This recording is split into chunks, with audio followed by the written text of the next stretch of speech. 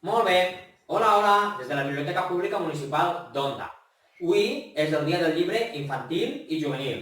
Què vos pareix? Molt bé. Molt bé. Avui és el dia del llibre infantil i juvenil i tant és el dia de l'autisme per a visibilitzar aquesta malaltia. Per aquest motiu, avui anem a contar un conte per a celebrar el dia del llibre infantil i juvenil, però anem a contar un conte especial, anem a utilitzar el nostre camixivall perquè així les paraules venen acompanyades de dibuixos. Mireu, aquest és el nostre camixivall. La història que anem a contar-vos, les làmines les hem creades nosaltres mateix a la biblioteca i vos les adjuntarem baix del vídeo per a que vos les pugueu descarregar. Veureu que algunes de les imatges van sense pintar per a que quan les imprimiu vos les pugueu pintar vosaltres al vostre gust. Mireu, anem a contar-vos la història de per què hi ha tantes pedres al fons dels rius. És una llegenda que és originària del Txad, d'un país africà. És màgic? Sí, és màgic. No és màgic, és molt bonic i molt xulo. Màgic, sí, perquè conta històries, cada vegada una diferent. No, dic si quan no el veiem se posen les altres fitxes. Aquestes les giraré jo, però a vegades se girarà les soles. Mireu, la història de la llegenda de per què hi ha tantes pedres al fons dels rius. Ens conta la història de Dassú. Però màgic. Este xiquet és Dassú. I Dassú estava un dia a la seva cabana en sa mare i sa mare li va dir: mira, Dassú, he de fer el dinar i me fa falta llenya per encendre el foc. Podries anar a buscar-ne? I Dassú, que era molt bon xiquet i sempre volia ajudar, va dir: clar que sí, mami, perquè jo soc molt fadrí i tinc molta força i vaig a dur una muntanya de llenya aixina de gran. Aixina que Dassú se'n va anar a la sabana i es va posar a recollir branquetes. Però clar, l'herba estava molt alta i Dassú no va veure una pedrota enorme que hi havia per allà amagada. I descalç conforme anava...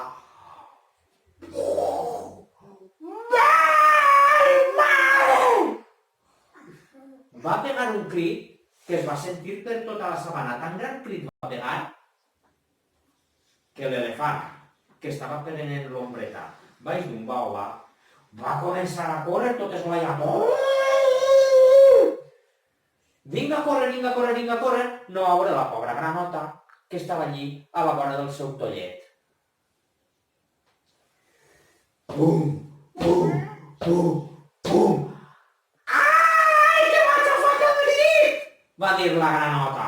I la granota, del xafó que li havia pegat l'elefant, va pegar un salt. Volant, volant, volant, va arribar hasta els núvols.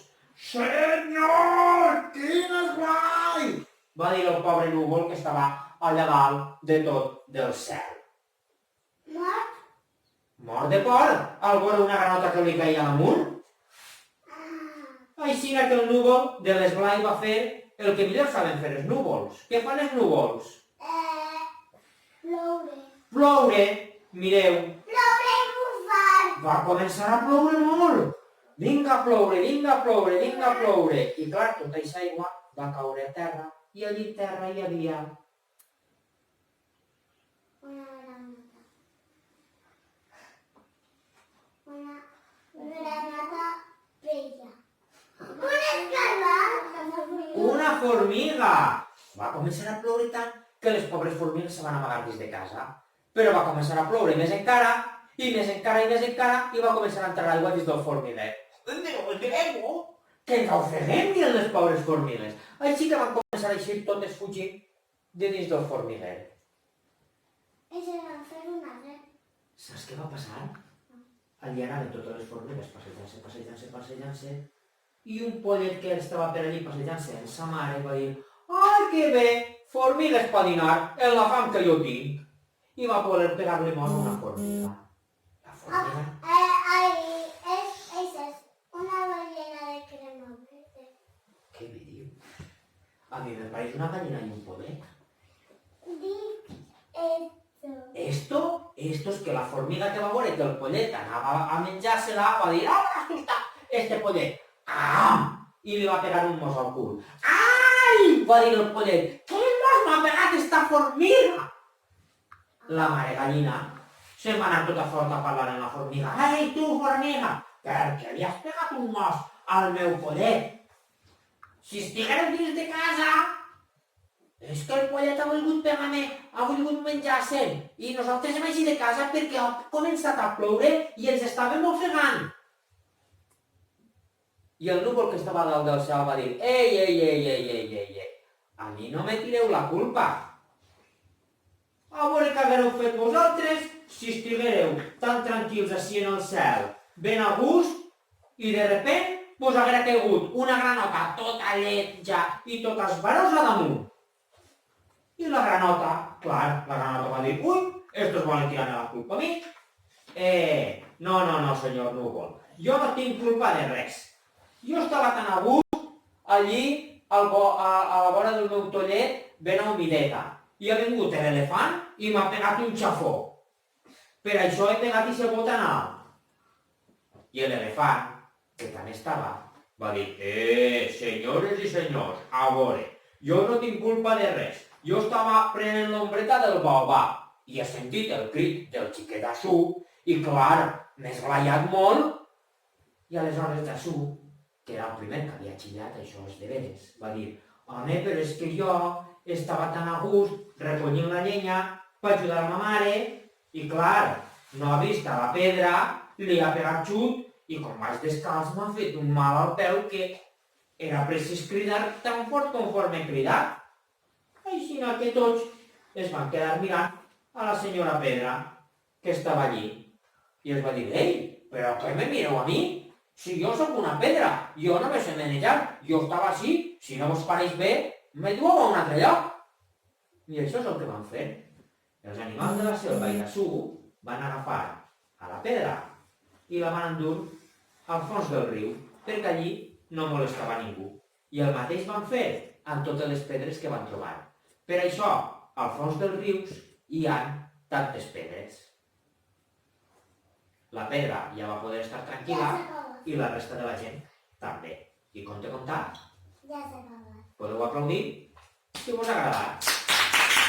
Molt bé!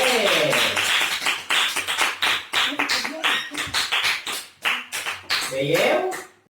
Aquest és el conte de per què les pedres, de per què els rius estan tan plens de pedres. És una llegenda que tracta d'explicar-ho. Val? Us ha agradat? Sí. Molt bé. El bo de tindre una família nombrosa és que, clar, quan contes un conte, de seguida tenim molta gent. Papi, ja podem anar a jugar. Ara en seguida anem a jugar, val, Oriol? Sí? Molt bé. Res, no volem deixar passar aquest dia sense explicar-vos algun conte. En aquest cas, el conte de la llegenda de per què els rius estan plens de pedres.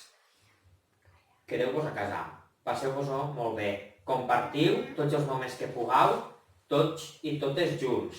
Vos hem deixat un material que podeu reutilitzar i si busqueu per internet com fer un camí xivall, en Cartró vos expliquen com fer-ne molts. Esperem que vos hagi agradat el conte i ens veurem per les xarxes en moltes més històries que vos anirem contant.